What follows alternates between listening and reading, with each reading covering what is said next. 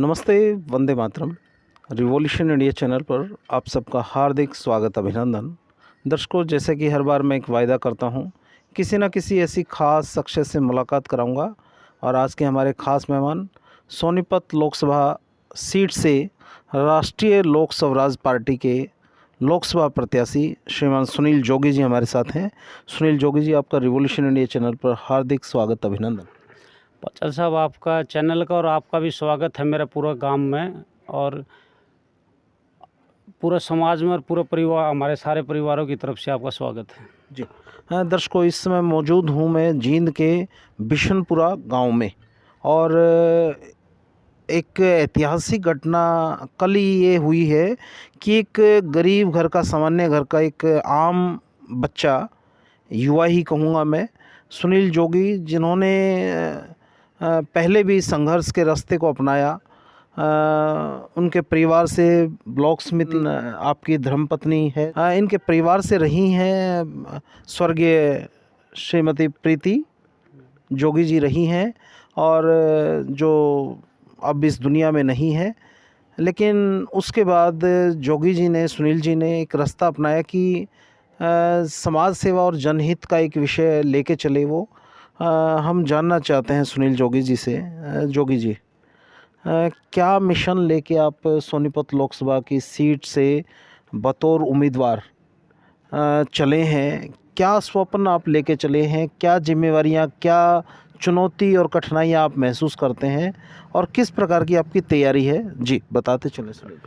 Revolution India के माध्यम से मेरी तो बस ये पीड़ा है, जहाँ मैं बैठा हूँ, ये मेरे साथ मेरा पूरा परिवार है, इनके साथ साथ पूरा हरियाणा प्रदेश में लाखों ऐसे परिवार हैं। ये पीड़ा है, यहाँ बैठ के हम ये इंटरव्यू कर रहे हैं। ये चीज़ मैं दिखाना चाहता हूँ, जिन लाभार्थी योजनाओं की बात सरकार कर रही है कि उनको धरातल पे इम्प्लीमेंट नहीं कराया गया। ये आज तक परेशानी में है, जूझ रहे हैं इनका संघर्ष में।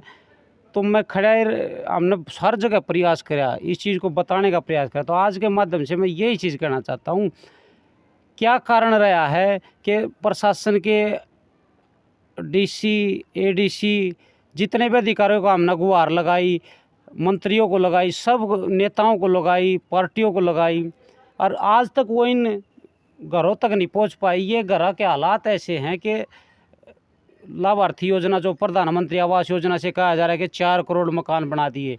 आप मेरा हरियाणा प्रदेश के धरातल में इन लोगों से पूछ कर देखो, इनके घर के हालात आप आगे देखो। जिन लाभार्थी योजना से कहा जा रहा है कि हमने गरीबों का उत्थान कर दिया, आज भी ये तरस्त हैं। ये आप पीड़ा है, इसने समझ लो, चाहे कोई पार्टियां आगे समझ लो, लेकिन ये समझना पड़ेगा। अब यह लड़ाई तो हमने लड़नी ही लड़नी है, चाहे तो सदन से या नहीं तो सड़क से। बस हम तो ये चीज़ करें, ये धरातल की चीज़ हम दिखा कर नू कहना चाहूँ। मैं आपको विजिट करवाऊंगा सारे घर में, इनके हालात देख लियो। तो क्या ये लोग जो राजनीति करने वाले लोग हैं कि आज 3 पहुँचना नहीं चाहिए था? जिम्मेवारी तो इन्हीं की बनती थी। कागजा में आप दिखा रहे हो कि 4 करोड़ मकान बना दिए। 3 करोड़ जनसंख्या का आधार पर हमारे हरियाणा प्रदेश में लगभग 7.5 लाख मकान। ये आप जो बातें कर रहे हैं ऑन रिकॉर्ड कर रहे हैं? ऑन रिकॉर्ड कह रहा हूँ, कैलकुलेशन आप कर लीजिए। 4.5 करोड़ मकानों में से 7.5 लाख मकान हरियाणा प्रदेश की जनसंख्या के आधार पर बनने चाहिए थे।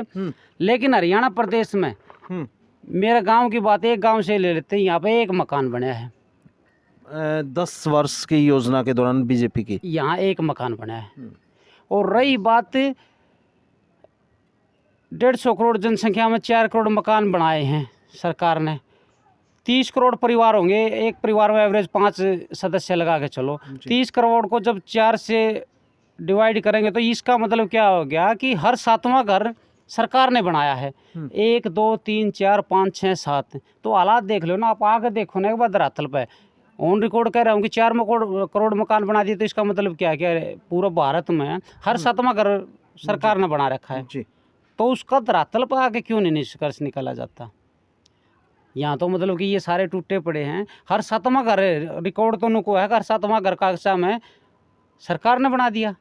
इसका मतलब कर्मचारियों ने या और मतलब किसानों ने, मजदूरों ने, किसी ने भी नहीं बनाया। इन गरीबों के तो मकान बनाने की थे, कागजा में तो नहीं दिखाया जावा कि हर 7वां घर मतलब सरकार ने बनाया। तो वो चीज़ कहने से, घर बैठ के करने से नहीं, मैं तो इनको आड़ा आगे देखने की जरूरत है। चाहे प्रशासन के अधिकारी हैं, उपायुक्त महोदय, डीसी साहब हैं, चाहे एडीसी है, ऑन रिकॉर्ड कह रहा हूँ कि इनके साथ 7 साल तो संघर्ष करते न मन्ना हो लिए। कोई सीओ, जिला परिषद, वीडियो, हमने हर जगह जाने का प्रयास करा। रैलियाँ का भी हिस्सा बने। हाँ, जित भी जिसने नु कोई ना हमने उम्मीद नू लागे कि भाई हड़ता हमने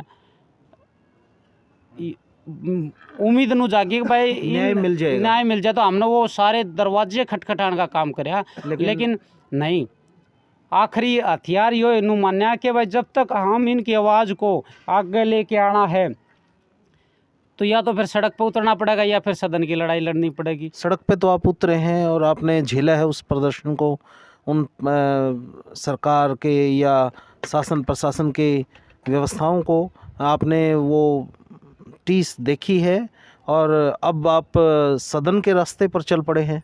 तो बात तो यह है ना जी, जब मैं 1 लाख परिवार हैं, अगर इनको आज ऑन रिकॉर्ड डाटा है मेरे पास, इन परिवारों ने जेल लेकर हम नू मांगण चले जावा सड़क पर इकट्ठे हो गए। कोई मारे आज हो सके कोई पार्टी वाला नेता आओ है, मंत्री आओ मिले आओ, उसके सहमी खड़े होकर नू कहने लग जाए जी हाथ जोड़ के हमारे मकान ना आगे देख लो, तो वह नू कहेंगे थम तो विरोध करो हो, हम तो असली लाभार्थी हो को नहीं। तो ये चीज़ नहीं, हम तो अपनी आवाज़ ना आपके माध्यम से ये सबके पास पहुँचाना चाहें भाई आप देखो, एक तुम्हारे कहने से और आपके कहने से भी नहीं, इन घरा में आकर देखो वो लाभार्थी योजना जिनकी बात नु को ना कि भाई देश में विकास हो गया और चीज़ हो गया, इन घरा में आकर देखो। मैं 20 मकान है मेरे गांव के, इनको मैं विजिट करवाऊंगा। नहीं तो आपको समस्या क्या नज़र आती है? क्या राजनीति में समस्या है या प्रशासनिक व्यवस्था में समस्या है? क्योंकि समस्या जब तक पता नहीं लगेगी समाधान संभव नहीं है। तो आपका अनुभव क्या कहता है? क्या राजनेताओं की इच्छा शक्ति नहीं है आम जनमानस की समस्याओं का समाधान करने की, या प्रशासनिक अधिकारी इतने बड़े हो जाते हैं राजनेताओं से जिनको जनता चुन के भेजती है, उन व्यवस्थाओं को दुरुस्त करने की जिम्मेवारी अधिकारियों की होती है? क्या वो अधिकारी अपने ऑफिस में बैठकर ऑफिस खेलते हैं और आम जनता त्रस्त रहती है? आपने सही सवाल कराया है कि 5 साल में नेता तो वोट लेने के लिए आते हैं घर घर। जब हम वोट दें वहाँ तो उनका फर्ज जो भी बना के घर घर जाकर उन्हें पूछा भाई क्या समस्या है, क्या करना चाहिए। प्रशासन का यो काम है, वो ऑफिस खेल रहे हैं, डीसी साहब के वहाँ चले जाते हैं तो वहाँ भी लंबी लाइन लगे, चपरासी खड़े रहे, सिपाही खड़े रहे हैं, ज़्यादा देर तो वहाँ भी नहीं मिलने देता। 1-2 बार बनी है हमारे साथ कि हमने डीसी साहब के ऑफिस में जाकर ये कह दिया था जी या तो आप हमारा समाधान कर दो, हमारी आवाज़ ना ऊपर तक पहुँचा दो और इन चीज़ों का सोल्यूशन कर दो, नहीं तो हम यहीं रहने के लिए अपने मतलब के बर्तन भांडे यहीं उठा के लेके आवा। तो डीसी साहब को उस दिन ये थोड़ा लगा, उन्होंने जाओ आप सीओ जिला परिषद के पास जाओ, वहाँ जाओ डीआरडी में आपका समाधान होगा। यानी कि हमारे को वहाँ से थोड़ा ये पुशिंग करने का काम कराया कि भाई ये यहाँ जम के बैठ के तो निकालना। तो यही चीज़ें जब हम कोई चीज़ अपनी मांगा तो उसने फिर नू धक्काशाही प्रशासन पुलिस का भय ये सब दिखाना चाहिए। हम तो आज अपने घर में बैठे ये हालात दिखा के ये कहना चाहते हैं, चाहे पंच सरपंच ब्लॉक समिति जिला परिषद कोई करो, हमारी समस्या का समाधान कर दो। यानी कि कोई सी राजनीतिक पार्टी कोई आओ तो जो लाभार्थी योजना की बात करते हैं, जिलाध्यक्ष, मंडलाध्यक्ष, फलाना अध्यक्ष, पन्ना प्रमुख, उन प्रमुखों ने तो यहाँ आने की ज़रूरत है, ये हालात देखने की ज़रूरत है। चौपाला में नेता लीडर के प्रोग्राम करने की बात नहीं, इन लोगों का मर्म समझने की बात है। हरियाणा में 2 लाख परिवार हैं, अगर इनकी पीड़ा सुनी जाओ है ना तो चाहे हमने कहते खड़ा कर लो, क्योंकि है ना ये चीज़ जो है ना ये लोग बहुत परेशान हैं, इनके सर पर छात कदे भी टूट कर पड़ सके हैं। गरीब आदमी स्कूल में सरकारियाँ में पढ़ावा ना तो पढ़ाई ना मेडिकल में दवाई, हमारी सारी कमाई इन चीज़ों पर लाग जाए तो कह दे गणखरे कह दे हैं जाट जमींदारी और जो भी मतलब के जमींदार साथी कह देते हैं कि इनका क्या हो रहा है अपने आप बना लो। कुछ बुद्धिजीवी साथी आपकी इस वीडियो ने देख कर भी कहेंगे कि सरकार का भरोसा है मकान, तो ये एक योजना का हिस्सा है, सरकार की नीतियां हैं कि उन मतलब कि रोटी कपड़ा और मकान देना। अंतिम जो व्यक्ति है उसको भी मुख्य धारा में लाया जाए, उत्थान की ये है, इसके लिए बजट तय होता है। अगर भाई इतने हजार इतने करोड़, जैसे मोदी जी ने भी कह रहा है कि भाई 4 करोड़ मकान बनाए, तो ये धारा में लाने के लिए मतलब मुख्य धारा में अंत्योदय की जो योजना है ये इनके पात्र हैं लाभार्थी, इनको ये होना चाहिए। इनके ऊपर कोई एहसान नहीं किया जा रहा। ना एहसान नहीं है, हमारा पैसा है, टैक्स पेयर देवे तो गरीब आदमी का उत्थान खातर देश के हर नागरिक के लिए देता है। और ये पैसा नेता का थोड़ी है जो ये पीछे इनके मकाना बुलाएंगे, ये तो टैक्स पेयर का है, भारत देश का पैसा है, ये भी उनके नागरिक है, ये भी वोट देते हैं और उन लोगों ने बनावे हैं। तो ये चीज़ समझना चाहिए। बहुत सी चीज़ कह देते हैं, गामा में कह दे हैं और बुद्धिजीवी साथी कह देते हैं क्या ये मकान वाले इन्हें सरकार के भरोसे बैठे हैं, तो सरकार के भरोसे नहीं है, ये खुद सरकार हैं। और रही बात ऑन रिकॉर्ड कर रहा है, संविधान कहता है अगर 73वां संशोधन का अधिकार दे दें, ग्राम सभा को 73वां संशोधन का अधिकार दे दें तो MP MLA DC SP इनके दफ्तर में हमने जाने की जरूरत है नहीं। पंचायतों को ये अधिकार है, सरपंच, ब्लॉक समिति, जिला परिषद चेयरमैन, इन सब को ये अधिकार है कि गांव में देखा कि भाई इसकी यह समस्या है, इतना बजट बैठा है, अगर भाई इसका मकान बनना, मकान बना दो भाई, इसने बिजली की जरूरत है, बिजली की सुविधा कर दो भाई, सड़क की सुविधा कर दो, तो या तो वो अधिकार दे दो। जरूरतें को नहीं पड़ा हमने उन तक कहने की या अपने आपके माध्यम से पूछाने की, हम खुद भी करने में बल, हाँ हमारे सरपंच कर देंगे, हमारे ब्लॉक समिति जिला परिषद कर देंगे, या फिर उन अपना हाथ में जो चीज़ ले रखी है तो इनकी मजबूती से पैरवी करके और इनके हालात को देखने का काम करें। जोगी जी, आप जब राष्ट्रीय लोक स्वराज पार्टी ने आपको उम्मीदवार बना दिया सोनीपत लोकसभा से, हम क्या समझें कि आप जो विषय अभी उठा रहे हैं, आप उन 2 लाख लोगों की समस्याओं के समाधान के लिए संघर्षरत हैं या उसका समाधान होते ही आप इलेक्शन से बैकफुट पे आ जाएंगे, या पूरा मूड बन चुका है, जो टिकट मिली है इस पूरे इलेक्शन को लड़ना है और अब आपने बहुत सत्ता देखी है तो क्या खुद सत्ता में भागीदार होकर, खुद सत्ता का एक हिस्सा बनकर क्या आप उस समस्या को स्वयं सुधारने के प्रयास में हैं? प्रधानमंत्री आवास योजना के लाभार्थी तो हैं ही हैं, इसके साथ साथ छोटी छोटी समस्याएं, किसी की फैमिली ID, किसी का राशन कार्ड, किसी मजदूरी की कापी, मजदूर हमारे ये सारे चाचे ताऊ हमारे असली मजदूर हैं, इनने तो वो मजदूरी की कापियां का लाभ मिलता नहीं और दूसरे लोग मतलब के रिश्वत दे कर या और चीज़ है प्रशासनिक दे उन्हें दे दें लाभ।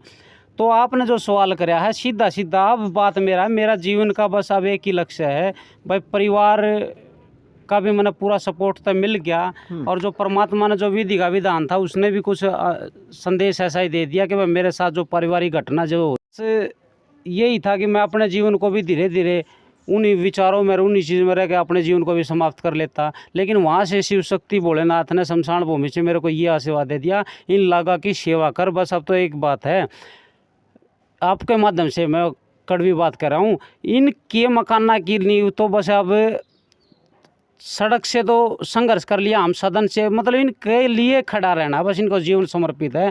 चाहिए मेरे गांव के 20 परिवार नहीं है, सारे जितने भी सबको जोड़ कर कड़ी तक कड़ी जोड़ कर सरकार के प्रशासन के नुमाइंदा तक कहना चाहूँ, आप इनका समाधान जल्दी से जल्दी, जैसे ही जिसने भी ये वीडियो दिखेगी प्रशासनिक अधिकारी आकर मौका देखो, हर किसी के नाम बता दूंगा भाई ये इसका मकान है, ये इसका मकान है, सरपंच साहब से मिलकर, ब्लॉक समिति, जिला परिषद से मिलकर इनका समाधान निकाल। लेकिन अभी आचार संहिता लगी हुई है, इस आचार संहिता का भी एक कठिनाई होती है जिसमें कोई विषय होता है कि हम बहुत से काम नहीं कर पाते और आप ये कह रहे हैं कि शासन प्रशासन आए, सत्ता सरकार देखे, समाधान करे, कैसे संभव है? अब तो रण में उतरने का समय है, चुनावी बिगुल बज चुका है, आचार संहिता लगी हुई है, आगामी 25 तारीख को वोटिंग हो जाएगी, 25 मई को और 4 जून को रिजल्ट आ जाएगा।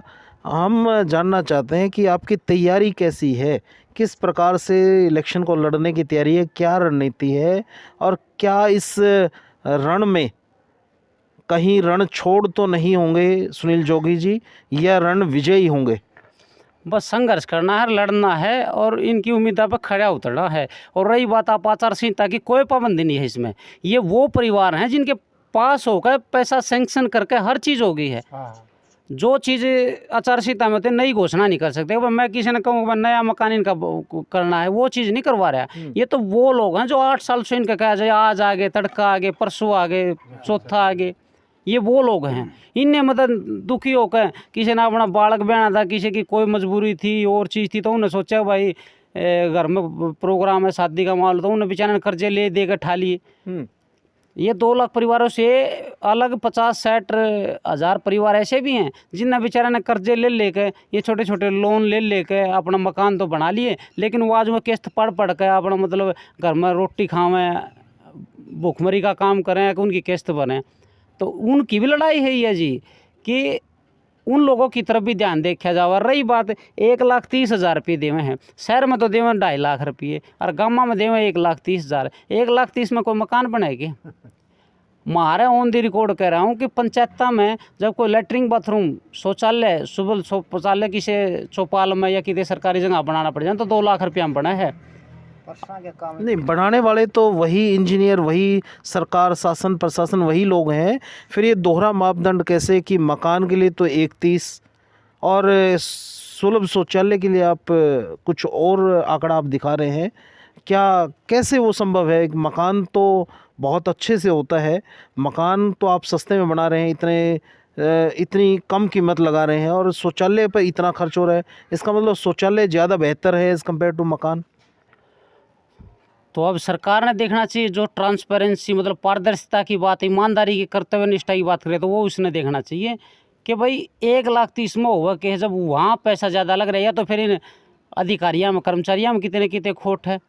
रही बात और वो तो 1,30,000 भी 3 बार डिवाइड होकर मिला है, पहला यह नीम भर ले, फलानी चीज़ भर ले। तो मैं कहना चाहूँ, सरकार बता रही थी कि ई टेंडरिंग बहुत बढ़िया व्यवस्था है, तो क्यों ना हमारे ये जो परिवार हैं, चाचे ताऊ हैं, जो भी परिवार के लाभार्थी, ये कह दे जी यह जगह है जी, ए लो हमने खाली कर दिया, मकान पाट दिया, जिसका भी बनना है लो जी, आड़ तैयार करके दे दो, हमने ठेकेदार का थ्रू उसमें ही टेंडरिंग लेके आओ।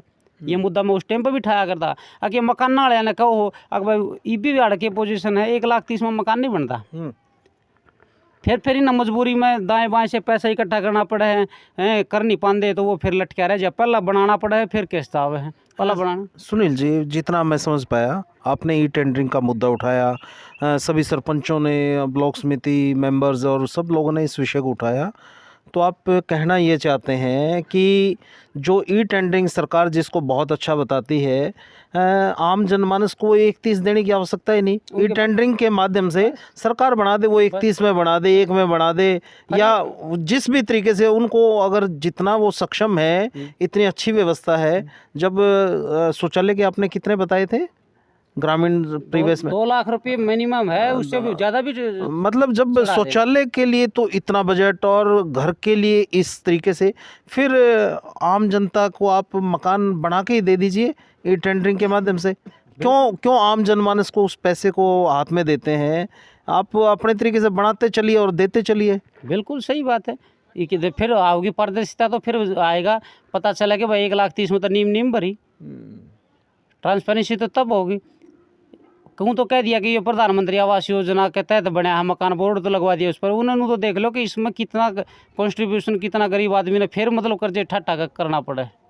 मैं जानना चाहता हूँ सुनील जी, जिस प्रकार से चर्चा होती है कि डिजिटल इंडिया, मुझे तो नज़र, और क्या आपको नज़र नहीं आता कि डिजिटल की बजाय डिस्टर्बिंग इंडिया नज़र आता है?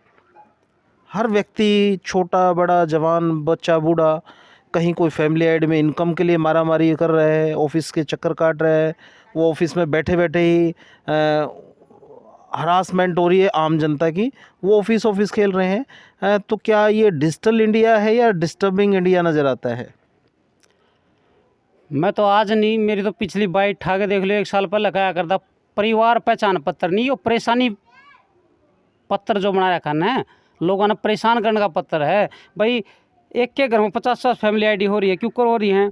आज इसमें किसी बालक का नाम चढ़वा दिया तो नहीं कटवा, आज इसमें डेट ऑफ बर्थ ठीक करवाई तो नहीं कटवा, आज इसमें बार कोड नहीं है, वो चीज़ नहीं है। एक आदमी ने एक फैमिली आईडी के ऊपर ऑन दी रिकॉर्ड कर रहा हूँ गढ़ाएँ तो 5-5 हज़ार रुपये लगा दिए, और मजबूरी है अगर हूँ तो हमने ये चीज़ नहीं मिलेगी, वो चीज़ नहीं मिलेगी। असली सर्वे करनी तो घर आके देखो ना, लोग इनका आके देखो ना, पड़ोस में ये है मकान है, एक विधवा लोग आएगी तो 5-5 लाख रुपये आमदनी चढ़ा रखी, पीला राशन कार्ड बना दिया उनका, बनना चाहिए गुलाबी लाभार्थी। तो एक नहीं, ये कोरोना वाला राशन देने लग रहा, असली जो राशन है 35 किलो तो बंद कर दिया। तो ये सारी त्रुटियां डिजिटल इंडिया की हैं। और दफ्तर में बैठे बैठे हम देखा DRD में और बैठे बैठे फ़ोन करे हैं, किसी ने ना फ़ोन उठाया गरीब आदमी ने, तो उठा कर लिख दो इसकी 5 लाख रुपया आमदनी, आप पे आने जाएगा ठीक करवाता। असली चीज़ तो क्या उसके घर आकर देखो और मौके पे करो। अब फैमिली आईडी मोबाइल नंबर ठीक करवाना, जब पहले आधार कार्ड में ठीक करवाया 100 रुपये ऑर्डर लगा क्या हो, फिर आकर वो ठीक करवाए। अरे कंप्यूटर सिस्टम में तो है। मैं 2012 में मेरे पास अटल सेवा केंद्र यानी कि जींद जिले में 2 आए थे। तो सबसे पहला राजीव गांधी सेवा केंद्र मेरे पास और जुलाना 2 आए थे। यानी कि कंप्यूटर का टेक्निकल हूँ, मेरे को पूरी नॉलेज है, एमसी पीजीडी सीए। तो बहुत मतलब हर चीज़ की बारीकी से पता है कि उसको सिस्टम को आंगली मारकर गद्दे ही ठीक कराया जा सका है। अरे कि उससे चीज़ खातर नहीं रोटेशन चक्कर इसके कटवाया जाए। बाद तो सरकार ने, हरियाणा सरकार ने कहा कि भाई हमने हर जिले के एडीसी को पावर दे दी कि वो फैमिली आईडी में इनकम और कोई त्रुटियां है वो वहाँ आवेदन करके ठीक करा सकते हैं। फिर क्या कारण रहता है कि मतलब आज आम आदमी पीड़ित है, मतलब फैमिली आईडी में त्रुटियों से, वो अपनी उन त्रुटियों को दुरुस्त कराने में ही 2-4 होता रहता है, उससे 2-4 लगा रहता है। पंचायत साहब एक के बात कह के अपनी वाणी ने विराम दे हूँ।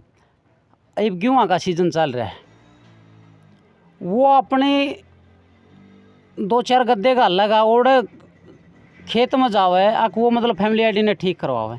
ऐसे ऐसे हालात जो असली बात मेरे में भी बीती हो रही है। मैं असली वो चीज़ कहूँ, मैनू को नहीं वो मतलब एशिया में बड़ा वो को नहीं, मतलब आज भी केवल ये हालात है। गरीब आदमी 100 रुपये ओड़ा भाड़ा लगा के फैमिली आईडी में 100 रुपये यानी कि मतलब 50-100 रुपये ओड़ा लावे तब बढ़िया तो नू सोच ले है अपना मरना मान ले है। अगर 50-100 रुपये की तो चीनी पत्ती लाएगा अपना 1 हफ्ता 10 दिन काम चलेगा। ये हालात इस देश में है। मतलब बेरोजगारी ने मतलब ये चीज़ कर रहा है कि जिसकी एक चीज़ और मैं कहना चाहूँगा आपसे, जिसकी 1,80,000 लिख दी, चाचा की 1,80,000 लिख दी, मैं तो उनको हाथ जोड़ गए उसकी वो आमदनी साबित कर दो। हाँ वो 1,80,000 है, ठीक बात है। जितने भी परिवार पहचान पत्र 2 करोड़ 4 करोड़ जितने भी बन रहे हैं ना हरियाणा में, जिसकी भी फैमिली आईडी बन रही है, ये भी इसने कह दिया 5 लाख रुपये आमदनी है। जो छोड़ो हमने सबके में छोड़ देंगे, इसके 5 लाख रुपये वो आप दिखा दो कि भाई वो कितना हुए हैं। नहीं, इसमें आप ये कहना चाहते हैं कि हमारे को इससे चीज़ से आपत्ति नहीं कि भाई 1 लाख ही दिखा दी या 5 लाख दिखा दी फैमिली आईडी में इनकम, बशर्ते उस जो दिखाई है उतनी प्रूव तो कर दो, उसको दे दें तो उसकी वो क्यों कम कराएगा उस व्यवस्था को। दिहाड़ी करने जाओ 500 रुपये दिहाड़ी मिले तो यानी कि ज़्यादा ज़्यादा 15,000 रुपये वो चीज़ इन्हें दिखाओ दो। हरी बीमारी भी आवा है कि बस हरियाणा दिहाड़ी थोड़ी मिल जाए भाई। मान गया मैं 2 लाख रुपये आमदनी लिख दी, बहुत अच्छी बात है। 2 लाख इसके दिखा दो साल में इसका करा 2 लाख रुपया है। 2 लाख में तो गरीब आदमी सारे काम चला लेगा। तो आपके चैनल के माध्यम से ये चीज़ कहना चाहता हूँ, जो चीज़ दिखाई जाए वह धरातल पर है नहीं। अब प्रधानमंत्री आवास योजना का जो मुद्दा मैं उठाने की बात कर रहा हूँ, सेम ऐसे ही मजदूरी की कापी वाला है BOCW का। ये सारे वो हैं जो चिनाई के लाभार्थी हैं, जो चिनाई के काम कर रहे हैं। असली मजदूर तो बेचारा दिहाड़ी तक फुर्सत को नहीं, और जो तो थोड़े तेज लोग हुए हैं वह मजदूरी कापी का लाभ ले रहे हैं। ये आप जो बात कर रहे हैं ऑन रिकॉर्ड कर रहे हैं, और ऑन रिकॉर्ड है ये।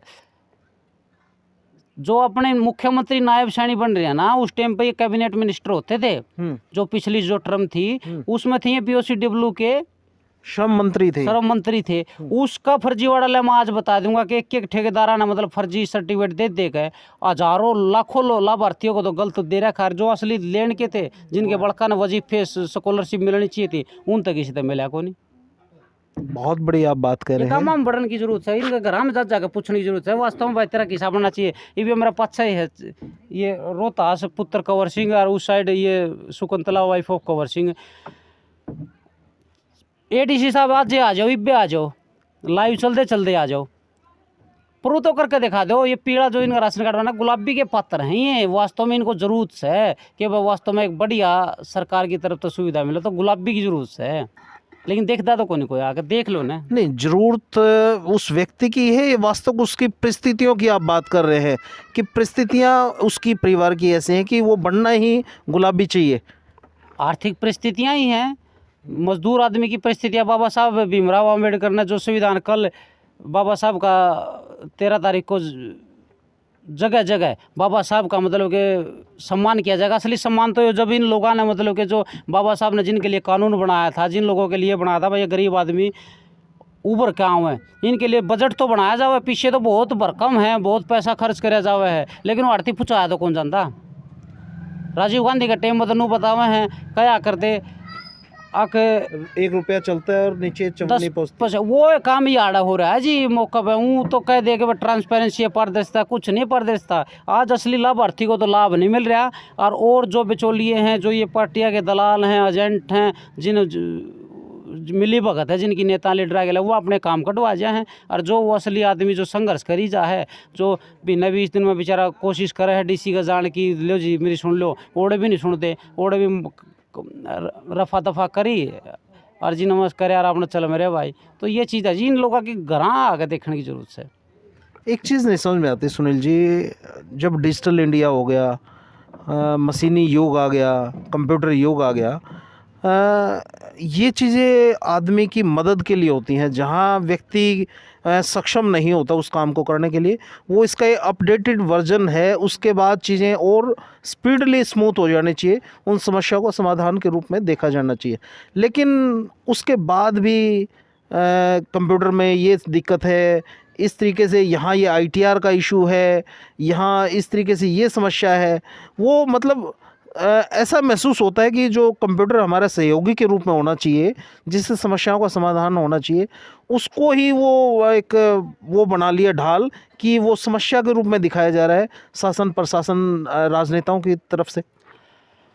उनको ये पता है जी, जय ये लोग कि न ऐसी ये डिजिटल इंडिया का माध्यम था, लोग सोचने लग जाएंगे कि सही और गलत के बारे में फर्क कर ला जाएंगे। कागज ठाए दुकानें पान ली जावे। असली मरम की बात बताऊं, ये 1000 किलोमीटर वाला हरियाणा सरकार ने लागू कराया है। अब फ्री भाई वो परिवार रोडवेज में फ्री 1000 किलोमीटर जा सके। आप एक चीज़ बता दो, फैमिली ID का नंबर डालो, क्यों ना उस मशीन में ऐसा सिस्टम फिट कराया जाए, फैमिली ID का नंबर डालो, ऑटोमेटिक पता चल जाएगा 1 लाख आमदनी है या नहीं है। हाँ। ऑटोमेटिक पता चल जाएगा कि इसने कितने किलोमीटर यूज कर लिए। लेकिन आड़क ये चल रहा है, वो बनवा लो पता। उससे पहले तो समस्या लाखों लोगों की फैमिली ID में इनकम का ही एक विषय ऐसा है जिसकी वजह से वो हरासमेंट झेल रहे हैं। वो तो बाद की बातें हैं कि सुविधाएं किस प्रकार से क्या व्यवस्था करनी पड़ेगी, कैसे वो मिलेंगी। अभी तो सबसे बड़ी जन समस्या ये नज़र आती है कि जो इनकम का विषय है, जो हरियाणा सरकार ने ADC को एक ताकत दे दी, एक पावर दे दी कि आप चीज़ों को फिजिकल वेरिफिकेशन करा के जो जिस उसके योग्य है उसको उसके हिसाब से वो सुविधा दी जाए। लेकिन वही काम अभी ठंडे बस्ते में वो ऑफिस खेला जा रहा है, वो ज़मीनी स्तर पे लागू ही नहीं होता जी। वो AC में बैठ के को नहीं होगा। जिला में चाहे DC है चाहे ADC अधिकारी है, वो इस जनता के कर्मचारी हैं। AC के कमरे में बैठ के को नहीं होगा। इन घर में आके देखना पड़ेगा वास्तव में कि क्या हालात हैं। आड़ा आना पड़ेगा, खड़ा होकर देखना पड़ेगा इस खाट पर, इन मंजिया पर आकर बैठ कर देखना पड़ेगा कि वास्तव में इस घर की क्या स्थिति है, कितनी आमदनी है, किस चीज़ का जो लाभार्थी है और किस चीज़ का नहीं। अभी आपने बताया कि जो परिवार जो बन रहा है ना, परिवहन वाला पत्र, इसकी सबसे बड़ी समस्या क्या, ये पारदर्शी पर ऑनलाइन करवाना पड़ा है। फिर कब है जाओ और फार्म लेकर जाना पड़ेगा अपना, इसमें जो रोडवेज का जो बैठते हैं ना अधिकारी, उनके पास GM रोडवेज के पास लेकर जाना पड़ेगा। इसका मतलब क्या है, ये चक्कर का तो कटवाने की बात चल रही है। अगर ऐसा डिजिटलाइज सिस्टम है तो कुछ बढ़िया इम्प्लीमेंट करके दिखाओ। तो मैं तो एक पुनः आपसे कि शॉर्ट पीड़ा में एक ही चीज़ कहना चाहूँ, लड़ाई अब तो लड़नी है सदन या सड़क से। रही बात मजबूती से रणनीति के हिसाब से, मान गया हम भी क्या, हम एकजुट नहीं है, कहीं ना कहीं हमारी भी त्रुटि क्या, हम अपने कोई काम धंधा की वजह से या और चीज़ समय नहीं दे पाते। लेकिन अब मजबूती से पैरेलल बना के ये सिस्टम यहाँ से शुरू करके सबको एकजुट करके ये चीज़ मांग पुरजोर है, आपके माध्यम से कहना चाहता हूँ, बढ़िया इसको चला के आप लोग उनको ये समझाओ कि भाई इन लोगों की ये जो ज़रूरत है, इस ज़रूरत को पूरा कराया जाओ और पहुँचा जाओ। सैंक्शन हो रहा है इनका तो पैसा, इनको तो ये आश्वासन मेरे से नहीं, इनसे पूछ लो, आज बन जाए, तड़का आ जाए, परसों आ जाए। ये चीज़ें करते करते वीडियो ऑफिस के चक्कर हमने 20 काट लिए जी। चलिए सुनील जी, आपने सारी चीज़ें बता दी, सारी पीड़ा आपने बता दी है इनकी आवाज़ बनकर। जो मेरा अंतिम जो क्वेश्चन है, क्या ये जो लोकसभा के रण का, जिस रणभेरी में आपने भी एक अपनी विगुल बजा दिया है कि सोनीपत लोकसभा से आप राष्ट्रीय स्वराज पार्टी के आप प्रत्याशी होंगे सोनीपत लोकसभा की सीट के, तो क्या इस इलेक्शन को पूरी मजबूती के साथ लड़ेंगे, और लड़ेंगे तो जीतेंगे? बस ये संघर्ष करना है जी इस पीड़ा से, जो आम निचला जिसकी गरीब आदमी की आवाज़ बन के लोक स्वराज मतलब खड़ा होना है। बस अब तो इनका बीच में रहना है समर्पण भाव से। भैया कैसी ओढ़ ले, बचपन से ओढ़ रहा हूँ मैं। बहुत सी भ्रम और भ्रांतियाँ फैल रही हैं कि भाई ये तो इब तुरता फुर्ती नया नया। मैं तो जन्म जात जोगी के घर से मेरा जन्म है। मेरा दादा गांव का मंदिर में रहा करता। मैं यानी कि जो ये जो भगवा है ये तो मेरा खुद मेरा अपना है। भगवा मतलब बचपन से लगा हुआ है। ये मेरा गांव राम, ये मेरा परिवार बैठा है तो ये बचपन से है। तो मैंने नु कह दिया भी खेसी कंधा बगैर का चाल पड़ा तो इनकी आवाज़ बन के इनके खातर ही संघर्ष करना है। और यो संघर्ष मजबूती से लड़ना है और इनकी आवाज़ बढ़ना है। बस संकल्प है यो, मतलब कि ये भगवा जो चादर पड़ बाबा गोरखनाथ और भोलेनाथ की कृपा से इनकी आवाज़ बढ़ना है। और ये चीज़ अब तो करवा के दिखानी है कि धरती पे इम्प्लीमेंट इनकी आवाज़ बढ़कर भाई इन लोगों के पास रह कर ये चीज़ें ई बिनने का खातर लड़ना है, संघर्ष करना है। भाई यही मेरा जीवन का लक्ष्य रह गया अब। जी, चलिए सुनील जोगी जी, आपने अपना कीमती समय दिया, बहुत बहुत धन्यवाद आपका। और जनता को इसी सोच और इसी विचार के साथ छोड़े चलता हूँ। निश्चित तौर पर हमने बहुत प्रयास किया सुनील जोगी जी से, सोनीपत लोकसभा सीट से जो ये राष्ट्रीय लोक स्वराज पार्टी के प्रत्याशी हैं, बहुत सी चीज़ें इन्होंने बताई भी, इन्होंने अपना लक्ष्य भी बताया, लेकिन बहुत सी चीज़ें कुछ अभी बाकी हैं जिन प्रश्नों के उत्तर जानना चाहते हैं। जी, अभी कुछ सुनील जी बताना चाहते हैं। जी सुनील जी, कुछ कह रहे थे आप? मैं तो इस भाव से ओतप्रोत था ही। अब मेरे संरक्षक बन गए कल आईजी साहब, आईजी रणबीर शर्मा जी। उनकी भी एक पीड़ा है कि वो आईजी हरियाणा पुलिस में एसपियों का भी एसपी भी रहे, कई जगह हमारे जींद में भी रहे, और वो आईजी की पोस्ट से उन्होंने अपनी टोपी अपनी बेल्ट छोड़ दी इस मारी के इन लोगों की पीड़ा खातर। आईजी साहब ने मेरे को ये चीज़ कल पूरा ब्रीफ से बताया है कि भाई आप कितनी आवाज़ इन लोगों की उठा लो, सरकार प्रशासन नहीं मानेगी। उनके बीच में बैठकर उनके असली हालात अगर दिखाओगे तो आप मतलब कि इनकी आवाज़ बन सको और इनकी वास्तव में सुनवाई हो जाएगी।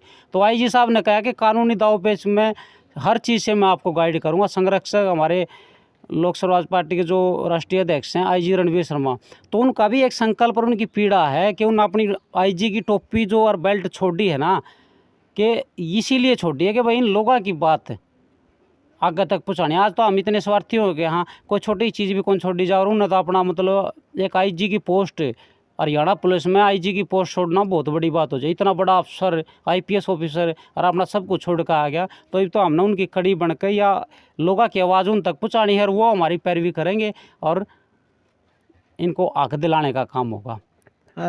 सुनील जोगी जी, अभी तो आप खुद इन लोगों की आवाज़ बढ़ने की उस कड़ी की दौड़ में आप शामिल हैं। जब आप लोकसभा इलेक्शन लड़ने की तैयारी में हैं, आपका नाम घोषित हो गया, अब तो उस रणभेरी में कूदने का समय है, उस इलेक्शन को लड़ने का समय है।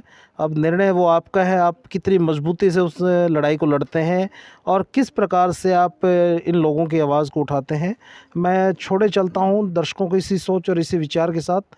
निश्चित तौर पर कोई भी निर्णय व्यक्ति का अपना निर्णय होता है, और वोट का अधिकार हर व्यक्ति का हमारे संविधान ने हर व्यक्ति को दिया है। निश्चित तौर पर हर व्यक्ति को अपने वोट का अधिकार का सही से सदुपयोग करना चाहिए, उसको जांच पड़ताल करनी चाहिए कि सुयोग्य, देश हित में, राष्ट्र हित में काम करने वाला ईमानदार और सभ्य व्यक्ति राजनीति के क्षेत्र में आए, जो समाज की पीड़ा को समझे, उसके दुख दर्द को समझे, उसके समाधान करने का उसके पास एक विजन हो, एक दृढ़ निश्चय हो। तो निश्चित तौर पर एक सुनहरे लोकतंत्र की परिकल्पना संभव है। देखते रहिए आप रिवॉल्यूशन इंडिया। फिर किसी अन्य दिन किसी खास शख्सियत से मुलाकात कराएंगे। जय हिंद, जय भारत, वंदे मातरम।